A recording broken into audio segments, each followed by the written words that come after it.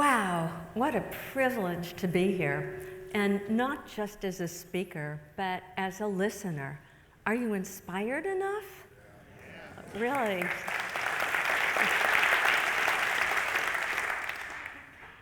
It's an awesome experience. And I was sitting here earlier today listening to Linda Ragsdale's story about being in the Hotel Oberoi in Mumbai. And it was unbelievable, being shot, watched people that she had just met and already learned to love being shot and dying in front of her. And her automatic response to that being empathy and compassion. Wasn't that extraordinary to see this young terrorist?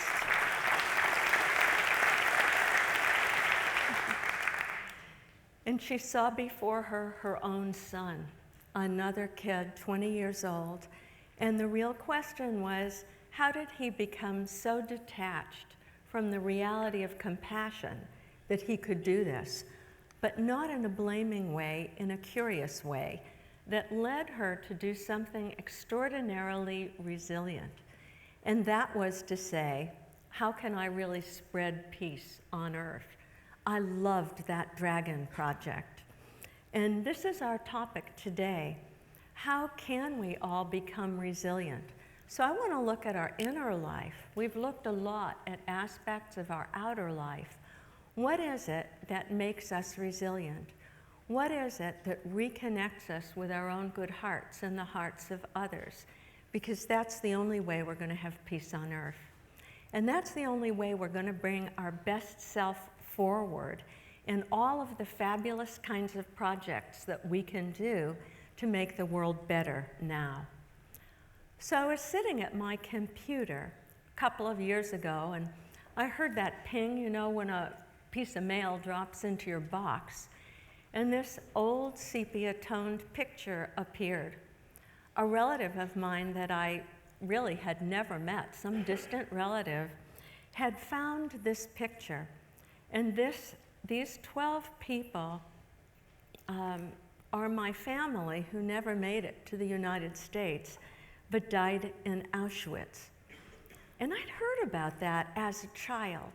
But you know, it's abstract till you have a face. And when I saw this, I saw these faces. And they were faces I recognized. It was my grandfather's uncle. And he looked just like my grandfather, Sam. They looked like my mother. There were people there that looked like my brother. And what really touched me is the very sad looks on their face. Not even the kids are smiling. And I thought, these are people who must have known what was about to happen to them. They had seen the pogroms before. They had seen the Nazis move across Europe. They'd seen people being taken off in trains. And there's always the hope that the stories aren't so bad, but they must have known in their hearts. And my question was, how did they continue to feed the children? What was it in them that allowed them to keep living until the time that they died? I learned a lot from that story. I loved when Michael Dowd called our prefrontal cortex our higher porpoise. I think the story connected me in some way with my own higher porpoise. So I wanted to tell you a little story about why I got interested in resilience, and then use that and some other experiences from my own life to really model what are the qualities of resilience and how is it that we develop them. Because here's the good news, they're teachable qualities. Once we know these qualities, and there's a great deal of research behind them. There's been research on POWs, research on people who've been through the very many Holocausts that have happened and continue to happen in this world. People who are ill and are resilient in the face of it. And I think the best way always to learn about these qualities is not through studies, but through stories. So I'm going to start with one of my own. When I was 10 years old, we had a very small change in our life, and that was we moved, but within the same town. But for me, it meant a new school. A resilient person would have responded to that like, wow, with curiosity. They were maybe sad to leave their old friends, but excited to make new ones. My response was somewhat different. I didn't inherit a sense of resilience. I inherited a sense of worry. And I think the story of the Holocaust was part of it. And I'll explain more about that in a minute. But my own experience briefly was this. My mother had taken me to see a scary movie. It was called White Witch Doctor, I think.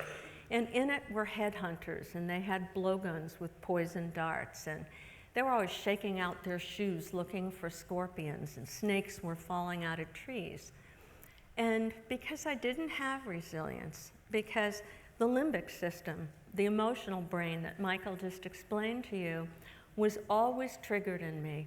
The amygdala, that part of the emotional brain, is the part of your brain that sees fear. And it's also the part of your brain that may see people as others, that can block the sense of empathy. That's a survival thing. You have to see who's the enemy so that you can survive. Well, what happened is that my amygdala was always triggered. And I started to dream about the scenes from White Witch Doctor. And in about a week, I started to live them in the daytime. I was hallucinating headhunters. And so I started to do a series of rituals, like hand washing. Any of you read that book, The Boy Who Couldn't Stop Washing? Well, that was me, because I developed this obsession that if I just did these compulsive rituals, everything from hand washing to all my reading having to be done upside down, and that means backwards, and repeated 3 times, that if I did those rituals and no one disturbed me, I could prevent the headhunters from killing my brother and my parents. So I lived in a landscape of really primitive horror for a good 6 months. My exit from it was in a very unusual way. I sat one day to pray, and I didn't come from a prayerful family, but I think it was Mother Teresa maybe who said the original quote, that in foxholes you don't find any more atheists. You figure, why not? I might as well pray. And I had a very unusual experience. And that was that the state of terror that I had lived in suddenly dissipated. And it was replaced by a sense of peace, by a sense of really ineffable connection to something larger than I was. And along with this connection to something that was so safe and so loving, what I felt was a kind of inner knowing. Did you ever have just a knowing about something? And my knowing was that I didn't have to stay mentally ill, that I could in fact recover. And I knew that recovering had to do with finding again that sense of safety, that if I could find it and feel it, I wouldn't need to do the rituals. And that's what happened.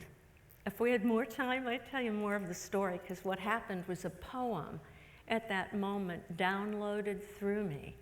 And it was really a poem about light, about being watched, about being guided. And I wrote it down, and when I got frightened, which was about every minute, I'd repeat the poem. And in, maybe 3 days, 4 days, the need to do any of the rituals disappeared. And I just went back to school. And you know, nobody ever said anything to me like, did something happen? It's like just last Tuesday you were completely crazy and you seem fine today. That once I was a parent myself, I realized probably what had happened, and that was they were afraid that any mention would put me back in that state. What happened from that experience was that I became curious over 3 things. One of them was neurobiology, because I had a great 5th grade teacher. This was 5th grade. You know, didn't you have a teacher somewhere along the line who inspired you?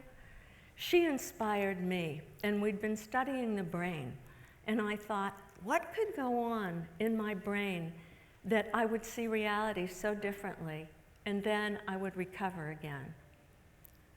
The other thing I became very interested in was psychology. What's mental health and what's mental illness? And then I thought, I must have had some sort of spiritual experience. And all my life I've been curious about what spirituality is, how religions are bridges to the spiritual for sure, but sometimes they miss the boat, and what it is to be spiritual whether or not you're religious. Bringing it back to this particular aspect, oh my goodness, I told a long story. Oh well, I hope you enjoyed it. Bringing it back to the picture that you see here, it turns out that when adults are stressed, they have changes in their genes. Actually, you can't change the genes themselves, but something happens that's called an epigenetic change. And when that happens, the genes fold in different ways, they transcribe proteins in different ways, and the offspring of people who've been very stressed are less resilient. And that can go on for a couple of generations. And I think that's exactly what happened to me. And that's why it's so important that we learn how to manage our stress, because we pass it to our kids, not only through our behavior and through our stories, but actually through our genetic changes. Fortunately, that's my grandson. Must be an afternoon of grandchildren. That's my youngest grandson, Bodhi. And it's not going to be passed to him, because we know now what we need to teach our kids to be more resilient. This is where we live. It's about 9,000 feet in the mountains of Colorado. This is the summer of 2010. This is 5 minutes later in the summer of 2010. Fire broke out, and we fled from that fire after about half an hour. We packed up all of our things. That's always an interesting question. If you thought your house was about to burn down, what would you take? We packed up all of our things, and we fled with the dogs in the car, the family photos, the heirlooms, things of that sort. And I'm going to use this as a way to teach you about the research on resilience. What you see here is the landscape after the fire. 169 homes burned down. Ours burned partly, but was saved at the last moment by the fire department. And what we saw was neighborhoods coming together, the community bonding, the city of Boulder, Colorado, modeling resilience for the rest of us. What they did, first of all, here's the first aspect of resilience. You have to be realistic about whatever it is that you're facing, whatever the challenge is, whether it's a mental illness, whether it's a fire, whether, God forbid, it's the terrorists standing before you. You have to get under the table, or in this case, the realistic way of responding after the fire. That's actually a helicopter that you see up there, dropping mulch so that there wouldn't be mudslides. This is true, by the way, in corporations as well as for individuals. If a resilient corporation is one that sees the challenges that face them, and instead of engaging in wishful thinking, taking action right away. The second aspect of resilience is faith. Having faith in some sort of larger context doesn't have to be religious. It can be faith in the goodness of other people, for example. For me, ever since I had that experience as a child, I have faith that there's something larger than we are, something unseen, something of which we have a big part, and that we come closest to when we give each other shelter, when we give each other love.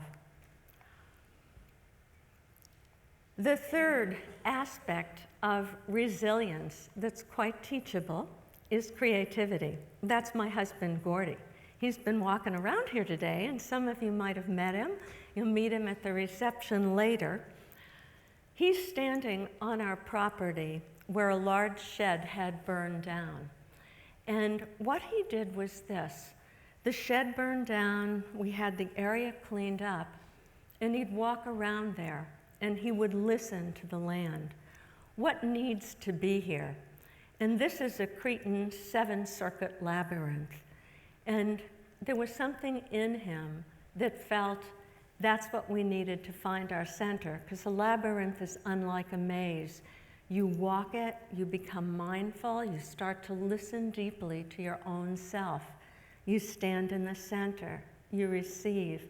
You get in touch with that something larger. When you walk back out, you find you're in another space. And by the way, you're in another space where the prefrontal lobe of your brain can actually quiet down your limbic system. This sense of connection, this is another wing of my family, and you see the love being exchanged, that kind of love changes your biochemistry.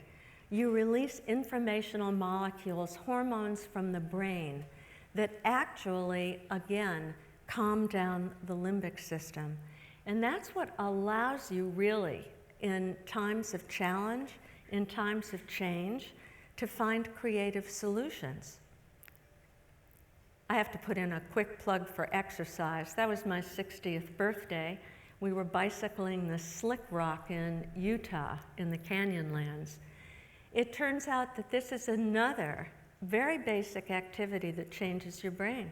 I think most of you know that the best treatment for many kinds of depression is actually exercise.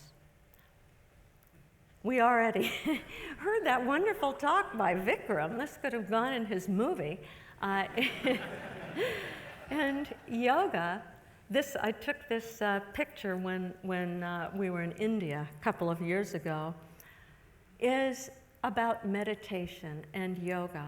And that is the capacity to step back and begin to watch what's happening around you without thinking that all the thoughts in your mind are true.